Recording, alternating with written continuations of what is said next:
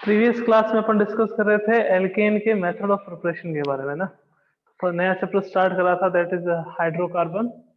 उस हाइड्रोकार्बन में अपन ने क्या देखा था कि कौन कौन से हाइड्रोकार्बन आते हैं आपके पास। एल्केन है, एल्कीन है, एल्काइन है एंड बेंजीन। ये सारे अपने पास हाइड्रोकार्बन आते हैं ना। तो अपन डिस्कस कर रहे थे एल्केन के मेथड ऑफ प्रिपरेशन के बारे में कि एल्केन को कैसे बनाते हैं, है ना। उसमें क्या क्या देखा वो देखेंगे एक बार, फटाफट से रिवाइज कर लेते हैं उसको। मेथड ऑफ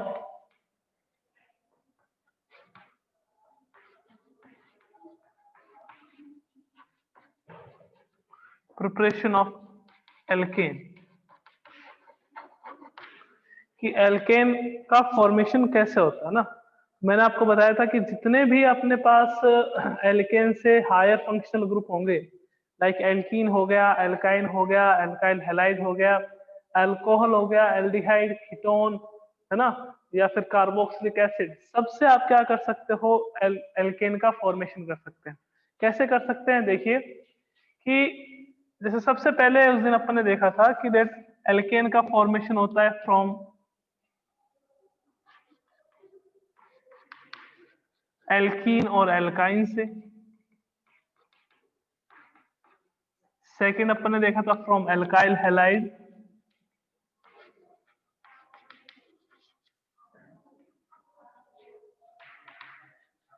थर्ड अपन ने देखा था from alcohol. Fourth from carbonyl compound.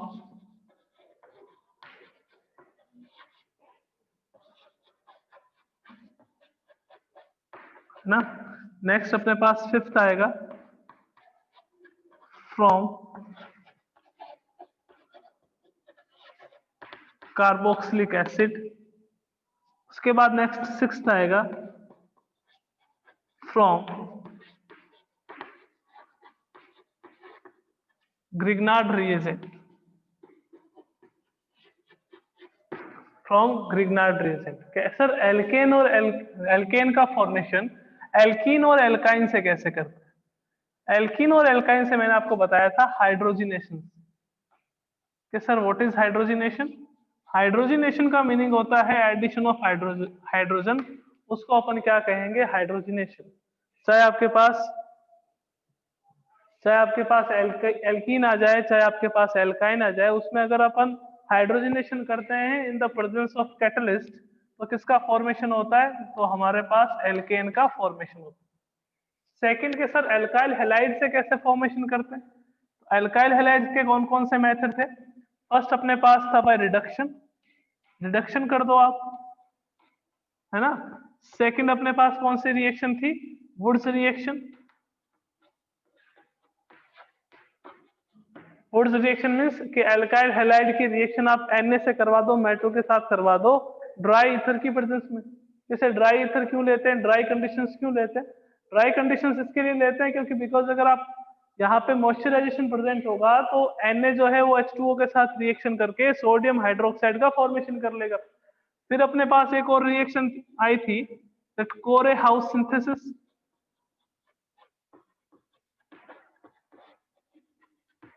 तो इससे अपन ने किसका फॉर्मेशन करा था, एल्केन का। कि सर अल्कोहल से कैसे करते हैं। मैंने कहा अल्कोहल का रिडक्शन करवा दो किसके साथ, रेड फॉस्फोरस की प्रेजेंस में HI के साथ करवा दो, 2 मोल HI लेंगे तो किसका फॉर्मेशन होगा आपके पास, एल्केन का। ये सर कार्बोनिल कंपाउंड से कैसे करते हैं। तो आज अपन रिमेनिंग 3 रिएक्शन जो है कि कार्बोनिल कंपाउंड से कैसे एल्केन का फॉर्मेशन होता है, कार्बोक्सिलिक एसिड से कैसे एल्केन का फॉर्मेशन होता है, और ग्रिग्नार्ड रिएजेंट से कैसे एल्केन का फॉर्मेशन होता है, वो देखेंगे।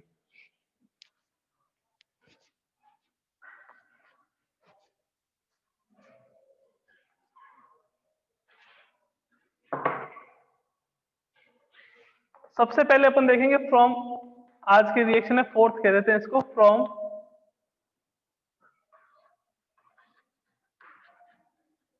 Carbonyl compounds. कार्बोनिल कंपाउंड्स कौन कौन से होते हैं। मैंने कहा कार्बोनिल कंपाउंड्स आपके पास एक तो एल्डिहाइड, एंड कीटोन, ये दोनों ही आपके पास क्या होते हैं, कार्बोनिल कंपाउंड्स होते हैं। तो कार्बोनिल कंपाउंड्स की बात करें कि सर इन्हें क्यों कहते हैं कार्बोनिल कंपाउंड्स, बिकॉज इसमें कार्बोनिल फंक्शनल ग्रुप प्रेजेंट होता है, C double bond O group present होता है, तो इसके कारण आप इसको क्या कहते हो, कार्बोनिल कंपाउंड्स कहते हैं। इसमें आपके पास फर्स्ट रिएक्शन क्या आती है, रिडक्शन किसके साथ, रेड फॉस्फोरस प्लस HI के साथ। सारे ही सारे रिडक्शन ऐसे कि कभी भी अगर आप कार्बोनिल कंपाउंड से मींस एल्डिहाइड कीटोन से अगर आप एल्केन का फॉर्मेशन करोगे तो वो रिडक्शन है। अब वो मेथड और प्रेजेंस आप किसकी ले रहे हो उस पर डिपेंड करता है, कौन सा किसकी प्रेजेंस ले रहे हो, रेड फॉस्फोरस की प्रेजेंस ले रहे हो या आप ZnHg की प्रेजेंस ले रहे हो, है ना, या NaC2H5OH की प्रेजेंस ले रहे हो, आप किसकी प्रेजेंस ले रहे हो उस पर डिपेंड करता है रिएक्शन का नाम। तो यहाँ पे फर्स्ट आपके पास रिडक्शन करवा दो, कोई भी कार्बोनिल कंपाउंड ले लो, चाहे आप एल्डिहाइड ले लो चाहे आप कीटोन ले लो, उसका रिडक्शन करवा दो 4 मोल ऑफ HI के साथ। 4 मोल ऑफ HI के साथ किसकी प्रेजेंस में रिएक्शन करवाएंगे, ये रेड फॉस्फोरस की प्रेजेंस में रिएक्शन करवाएंगे। तो रेड फॉस्फोरस की प्रेजेंस में रिएक्शन कराओगे तो आपको क्या मिलेगा, RCH3 प्लस आपके पास क्या आ जाएगा H2O और प्लस आपके पास क्या आ जाएगा I2। ये जो I2 है इसका रिमूवल बहुत जरूरी है, बिकॉज अगर आप आयोडीन का रिमूवल नहीं करोगे तो आयोडीन आपके पास एक स्ट्रॉन्ग ऑक्सीडाइजिंग एजेंट है, और स्ट्रॉन्ग ऑक्सीडाइजिंग एजेंट क्या करेगा, एल्केन को वापस क्या कर देगा, ऑक्सीडाइज कर देगा। तो इस ऑक्सीडेशन को रोकने के लिए अपने को क्या करना पड़ेगा, ऑक्सीडेशन को रोकने के लिए आयोडीन जो है उसको हटाना पड़ेगा, ठीक है ना। इसमें ही सेकंड आपके पास कार्बोनिल कंपाउंड में एक और रिएक्शन आती है, इसको अपन कौन सी रिएक्शन कहते हैं, Wolff Kishner, Wolff Kishner reduction. Wolff Kishner की बात करें तो इसमें अपन क्या कर रहे थे कि कार्बोनिल कंपाउंड है आपके पास RCH डबल बॉन्ड O, इसकी रिएक्शन अपन ने किसके साथ करवाई थी, हाइड्रोजन के साथ। NH2 को आप क्या कहते हो, हाइड्रोजन कहते हो। यहां से वाटर मॉलिक्यूल रिमूव हो जाएगा, वाटर मॉलिक्यूल रिमूव होगा तो आपको किसका फॉर्मेशन होगा, हाइड्रोजन का, RCH double bond N NH2, इसको अपन क्या कहेंगे, इसको अपन कहेंगे हाइड्रोजन। और इसका जब रिडक्शन करवाते हो किसकी प्रेजेंस में, C2H5ONa की प्रेजेंस में, तो आपको किसका फॉर्मेशन होता है, एल्केन का, RCH3 प्लस N2 गैस बाहर निकल जाती है। ये नाइट्रोजन और ये नाइट्रोजन आपके पास N2 की फॉर्म में क्या हो जाएंगे, बाहर निकल जाएंगे, और किसका फॉर्मेशन हो जाएगा, एल्केन का फॉर्मेशन। ये सारी केमिकल रिएक्शन मैंने आपको उस दिन भी कहा था सैटरडे को कि जितनी भी अपनी केमिकल रिएक्शन है, जैसे एल्केन का फॉर्मेशन कर रहे हो, यहाँ पे अगर एल्केन का फॉर्मेशन हो रहा है मीन्स ये एल्डिहाइड या कीटोन की केमिकल रिएक्शंस होगी। तो वो केमिकल रिएक्शंस जो हैं वो अपन कहाँ देखेंगे, जब नेक्स्ट ईयर अपन 12th की बात करेंगे तो 12th में इनकी तो केमिकल प्रॉपर्टीज और एल्केन का आपके पास क्या रहेगा, ये मेथड ऑफ प्रिपरेशन रहेगा। तो 2 रिएक्शंस हो गई। थर्ड बात करते हैं नेक्स्ट पे,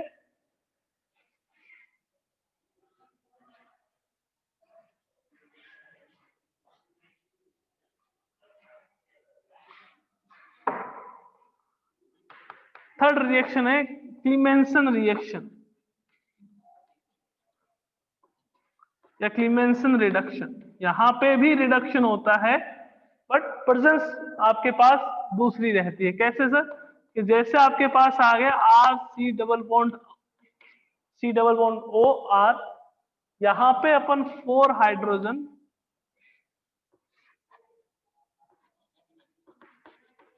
की प्रेजेंस में रिएक्शन करवाते हैं ZnHg की प्रेजेंस में, तो आपको किसका फॉर्मेशन होता है, RCH2 R प्लस आपके पास क्या है, H2O का रिमूवल। तो ये क्या हो गया आपके पास, एल्केन। तो कार्बोनिल कंपाउंड से 3 रिएक्शन है। फर्स्ट रिएक्शन क्या है, रेड फॉस्फोरस और HI की प्रेजेंस में रिडक्शन। सेकंड रिएक्शन कौन सी आपके पास, Wolff Kishner reduction. And third reaction कौन सी आपके पास, क्लीमेंशन रिडक्शन। तीनों ही रिडक्शन है। पहली रिएक्शन जो थी वहां पे आपने प्रेजेंस क्या लिया था, रेड फॉस्फोरस और HI। सेकंड में आपने क्या करा था, कार्बोनिल कंपाउंड्स की रिएक्शन पहले हाइड्रोजन के साथ करवाई थी। Hydrogen means NH2 single bond NH2, इसको अपन क्या कहेंगे, हाइड्रोजन। और हाइड्रोजन की रिएक्शन करवाने पे जो प्रोडक्ट मिला था उस प्रोडक्ट का रिडक्शन करवाया था किसके साथ, किसकी प्रेजेंस में, C2H5ONa मींस सोडियम इथोक्साइड की प्रेजेंस में। उससे अपने को क्या मिला, एल्केन। थर्ड रिएक्शन थी अपने पास कौन सी, क्लीमेंशन रिडक्शन। क्लीमेंशन रिडक्शन में अपन क्या करते हैं, जिंक अमलगम की प्रेजेंस में कंसंट्रेट HCl, जिंक अमलगम और कंसंट्रेट HCl की प्रेजेंस में रिडक्शन करवाते हैं, जिससे कीटोन से अपने को क्या मिलता है, एल्केन का फॉर्मेशन। तो ये तीन रिएक्शन थी किसके साथ, कार्बोनिल कंपाउंड से एल्केन का फॉर्मेशन कैसे करते हैं। नेक्स्ट अपन देखेंगे किसकी रिएक्शन, कार्बोक्सिलिक एसिड की।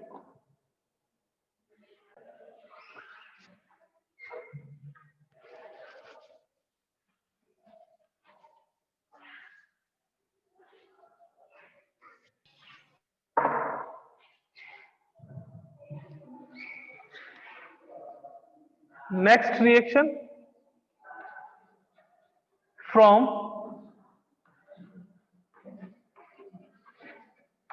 Carboxylic acid. कि कार्बोक्सिलिक एसिड के साथ कैसे आप क्या करते हो, एल्केन का फॉर्मेशन करते हो। इसमें दो रिएक्शन आती है। First reaction Kolbe electrolysis.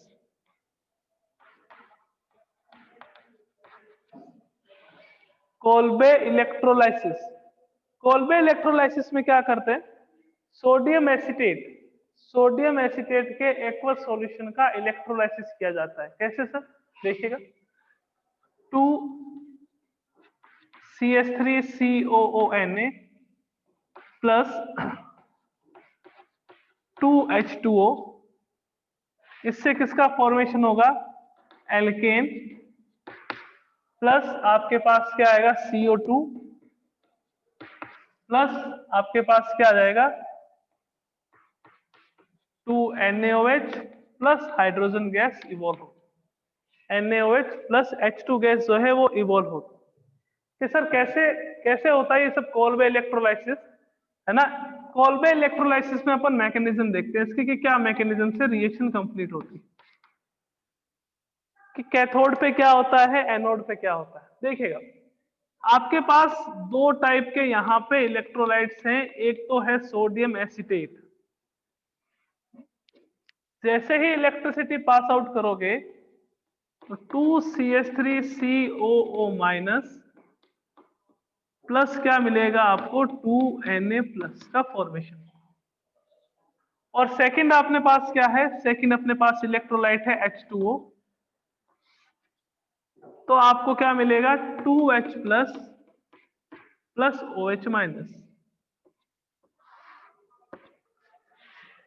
अब देखिएगा यहाँ पे आपके पास एसीटेट आयन है, सोडियम आयन है, H प्लस आयन है, OH माइनस आयन।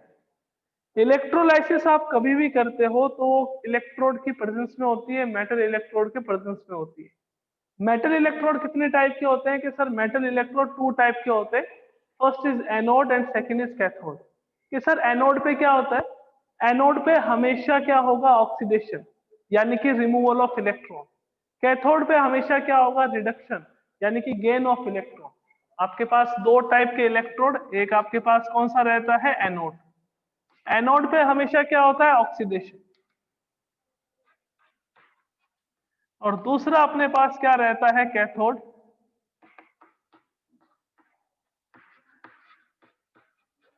कैथोड पे हमेशा क्या होता है, रिडक्शन। ऑक्सीडेशन का मीनिंग क्या हो गया, दैट ऑक्सीडेशन का मीनिंग होगा रिमूवल ऑफ इलेक्ट्रॉन। रिडक्शन का मीनिंग क्या हो जाएगा, एडिशन ऑफ इलेक्ट्रॉन। ओके, तो देखिएगा एनोड पे क्या होता है, कैथोड पे क्या होता है। एट एनोड, एनोड पे क्या होगा कि 2CH3COO माइनस जो है उससे इलेक्ट्रॉन बाहर निकलेंगे।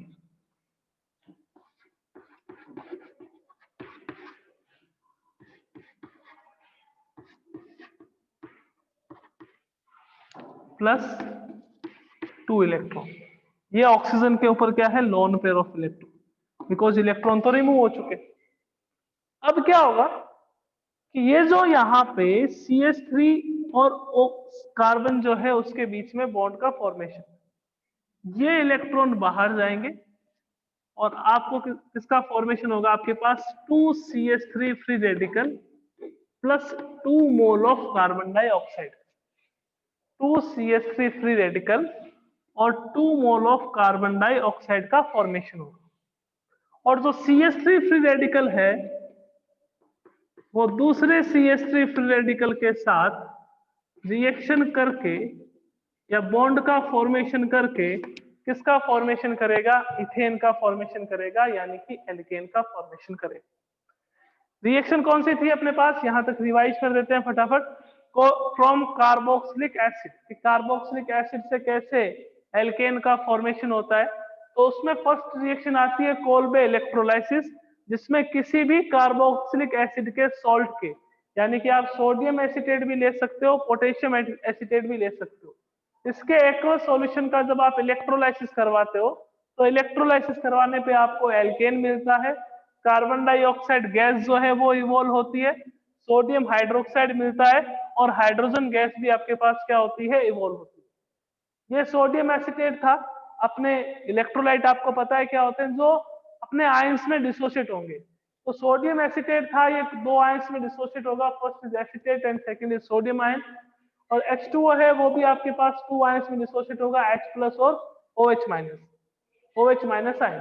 तो एनोड पे क्या रिएक्शन होगी कि सर एनोड कैथोड ये क्या होते हैं, तो जब भी अपन इलेक्ट्रोलाइसिस कर रहे होते हैं तो किसी भी इलेक्ट्रोलाइटिक प्रोसेस में हमेशा दो इलेक्ट्रोड यूज में लेते हैं, दो मेटल की रोड यूज में लेते हैं, जिसको आप क्या कहते हो, इलेक्ट्रोड। एक आपके पास कैथोड होता है, सेकंड आपके पास क्या होता है, एनोड होता है। कि सर एनोड क्या होता है, एनोड मींस जिसपे ऑक्सीडेशन हो रहा हो, यानी कि जहां से इलेक्ट्रॉन बाहर निकलेंगे उसको अपन क्या कहेंगे, एनोड। और कैथोड क्या होता है, जहां पे रिडक्शन हो रहा हो, यानी कि इलेक्ट्रॉन ऐड हो रहे हो, उसको अपन क्या कहेंगे, कैथोड कहेंगे। तो एनोड पे क्या रिएक्शन होगी, एनोड पे ऑक्सीडेशन हो रहा है, oxidation means removal of electron, CH3 C double bond O O minus, यहां से इलेक्ट्रॉन बाहर निकलेंगे तो ऑक्सीजन के पर जो नेगेटिव चार्ज था वो बाहर निकल जाएगा। तो ये जो ऑक्सीजन है वो, ये जो कार्बन है ये क्या करेगा, इलेक्ट्रॉन लेगा और CH3 फ्री रेडिकल और CO2 गैस इवॉल्व हो जाएगी। ये जो CH3 फ्री रेडिकल है, दोनों CH3 फ्री रेडिकल आपस में रिएक्शन करेंगे और किसका फॉर्मेशन करेंगे, एल्केन का। ये तो रिएक्शन कहाँ होती है आपके पास, एनोड पे। कैथोड पे क्या होती है देखते हैं आगे।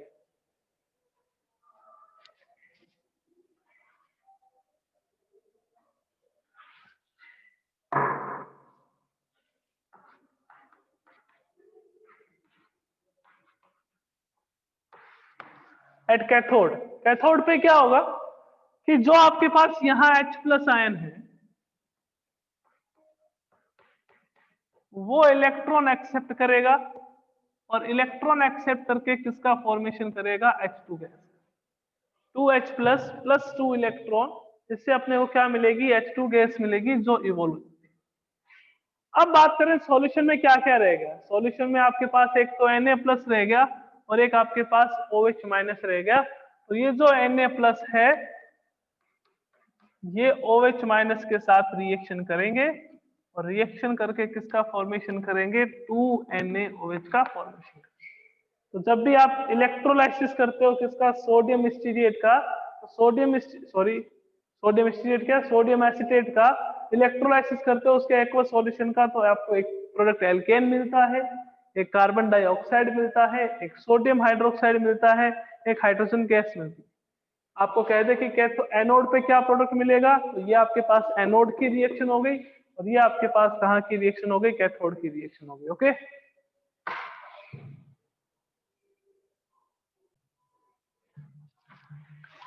सेकंड भी रिडक्शन आता है कार्बोक्सिलिक एसिड का, आप रिडक्शन करवा दो RCOOH का, कितने मोल HI लोगे, अब आप 6 मोल HI लोगे, है ना। मैंने बताया था प्रीवियस क्लास में कि 246, 2 मोल HI for alcohol, 4 mole HI for aldehyde and ketone and 6 mole HI for carboxylic acid. Presence किसकी, रेड फास्फोरस की, टेम्परेचर कितना 150 डिग्री सेल्सियस। ठीक है, तो आप जब रेड फॉस्फोरस की प्रेजेंस लोगे और 150 डिग्री सेल्सियस टेम्परेचर लोगे तो किसका फॉर्मेशन होगा, RCH3 प्लस आपके पास 2 मोल H2O प्लस आपके पास क्या आ जाएगा 3 मोल ऑफ I2। I2 को यानी कि आयोडीन को रिमूव करना नेसेसरी है, बिकॉज आयोडीन क्या होता है, ऑक्सीडाइजिंग एजेंट होता है।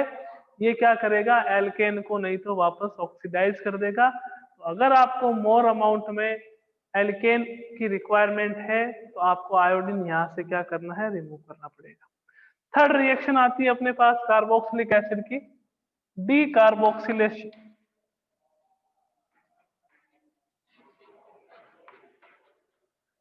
डीकार्बोक्सिलेशन, डीकार्बोक्सिलेशन का मीनिंग क्या होता है, दैट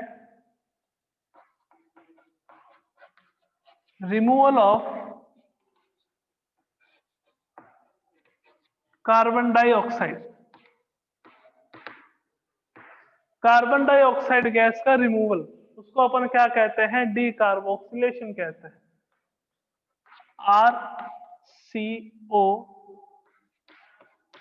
RCOONA है ना, ये अपने पास आ गया सॉल्ट ऑफ कार्बोक्सिलिक एसिड। इसकी रिएक्शन आप करवा दो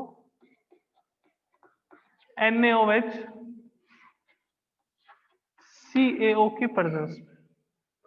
द मिक्सचर ऑफ NaOH यानी कि sodium hydroxide plus calcium oxide, इसको अपन क्या कहते हैं, इसको कहते हैं soda lime. It is known as soda lime. ठीक है, कि सर CaO कैल्शियम ऑक्साइड है और NaOH है, तो इसके मिक्सचर को अपन क्या कहेंगे, सोडा लाइम कहेंगे। और इससे अपने को क्या मिलेगा, एल्केन मिलेगा RCH3 प्लस आपके पास क्या जाएगा Na2CO3। किसका फॉर्मेशन हो गया अपने पास, एल्केन का फॉर्मेशन, सोडा लाइम की प्रेजेंस है ना। NaOH प्लस कैल्शियम ऑक्साइड, इसको अपन क्या कहेंगे, सोडा लाइम कहेंगे। तो ये आपके पास एल्केन के मेथड ऑफ प्रिपरेशन। एक लास्ट मेथड रहता है, वो भी अपन फटाफट भी डिस्कस कर लेते हैं।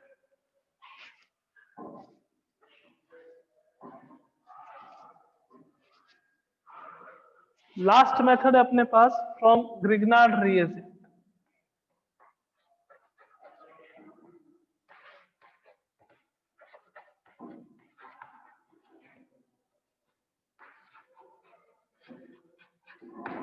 सर क्या होता है ग्रिग्नार्ड रिएजेंट, ग्रिग्नार्ड रिएजेंट होता है RMGX। इसको अपन क्या कहते हैं, ग्रिग्नार्ड रिएजेंट। कि सर इसका chemical name alkyl magnesium halide, ये इसका केमिकल नेम है RMGX का। ग्रिग्नार्ड रिएजेंट क्यों कहते हैं, तो अपन ने जब ऑर्गेनिक स्टार्ट करी थी तब अपन ने देखा था कि कुछ कंपाउंड्स ऐसे भी हैं जिनकी नेमिंग उनके डिस्कवरर के नेम पे, यानी कि किसने उसको डिस्कवर करा है उस पे भी बेस्ड। तो RMGX यानी कि जो ग्रिग्नार्ड रिएजेंट है, क्यों कहते हैं, because discovered by Victor Grignard. तो सर रिएक्शन कैसे एल्केन का फॉर्मेशन होता है, आप RMGX की रिएक्शन HOH के साथ करवा दो, यानी कि वाटर के साथ, तो क्या होगा, आपके पास एल्केन आएगा प्लस क्या आ जाएगा, MgXOH का फॉर्मेशन होगा। सर और कोई मेथड, आप RMGX की रिएक्शन अल्कोहल के साथ करवा दो, ROH के साथ करवा दो, तो भी किसका फॉर्मेशन होगा, एल्केन का फॉर्मेशन होगा, प्लस आपके पास क्या आ जाएगा, MgXOR का फॉर्मेशन होगा। R मीन्स आपके पास क्या होगा, यहाँ पे एल्काइल ग्रुप होगा। R मीन्स आपके पास क्या होगा, एल्काइल ग्रुप। तो ये थी आपके पास एल्केन के मेथड ऑफ प्रिपरेशन कि कौन से मेथड से आप एल्केन का फॉर्मेशन कर सकते हो।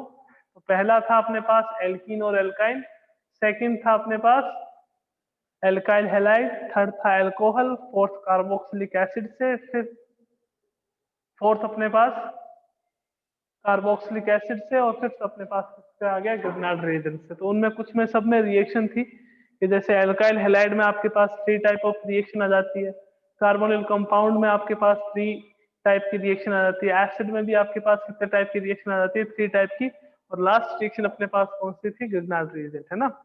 नेक्स्ट अपन इस पे बात करेंगे physical properties of the alkyl halide. Alkyl halide की फिजिकल, सॉरी, एल्केन की फिजिकल प्रॉपर्टीज क्या रहेगी, फिजिकल प्रॉपर्टीज ऑफ एल्केन। तो फिजिकल प्रॉपर्टीज ऑफ एल्केन में सबसे पहला पॉइंट आता है सोल्यूबिलिटी। कि सोल्यूबिलिटी क्या है, कि अपने को पता है कि जितने भी आपके पास एल्केन हैं, जितने भी अपने पास ये हाइड्रोकार्बन्स हैं, वो सारे के सारे कोवेलेंट कंपाउंड्स हैं। कोवेलेंट कंपाउंड जो है वो वाटर में क्या रहते हैं, इनसॉल्युबल, और ऑर्गेनिक सॉल्वेंट जैसे अपने पास क्लोरोफॉर्म आ गया, जैसे अपने पास बेंजीन आ गया, उसमें क्या होते हैं, सॉल्युबल।